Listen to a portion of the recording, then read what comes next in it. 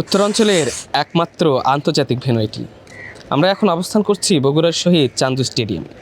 দীর্ঘ 18 বছর আগে 2006 সালে বাংলাদেশ এবং শ্রীলঙ্কার ম্যাচের পর থেকে এখানে আর কোনো জাতীয় এবং আন্তর্জাতিক ম্যাচ করায়নি।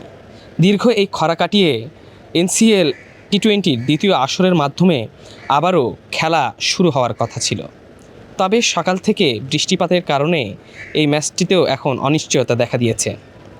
আমরা আবহাওয়া অধিদপ্তরের সাথে কথা বলেছি, তারা আমাদের জানিয়েছে সকাল 5টা থেকে এখন পর্যন্ত প্রায় 33 মিলিমিটার বৃষ্টিপাত হয়েছে, যার ফলে বর্তমানে এই চান্দু স্টেডিয়ামের আউটফিল্ড এবং পিচে অনেকটা অংশই ভেজা রয়েছে। কিছু কিছু জায়গায় 4 থেকে 5 আঙুল পর্যন্ত পানি উঠে গিয়েছে। বাংলাদেশের প্রথম ইমিউনিটি বুস্টার সমৃদ্ধ ফ্যান্টাস্টিক হ্যাপি এনার্জি বিস্কিট। এই অবস্থাতে আদতেও এই এনসিএল টি-20 যে দ্বিতীয় ম্যাচ সেটি অনুষ্ঠিত হবে কিনা তা নিয়েও অনিশ্চয়তা দেখা দিয়েছে।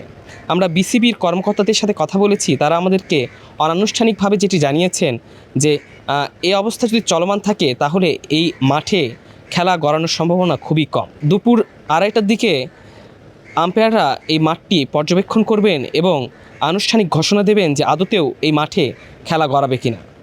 আমরা দীর্ঘ 1 সপ্তাহ আগে থেকে এই এনসিএলকে ঘিরে চান্দু স্টেডিয়ামকে নতুন রূপে সাজাতে এবং বেশ কিছু পরিবর্তন হতে দেখেছি।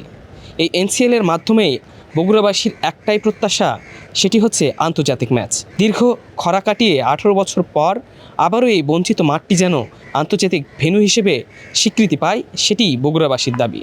আজ দুপুর 1:30টায় এই মাঠেই রংপুর এবং সিলেটের খেলা হওয়ার কথা ছিল। বগুড়া থেকে তহমিদুর রহমান, কালের কণ্ঠ।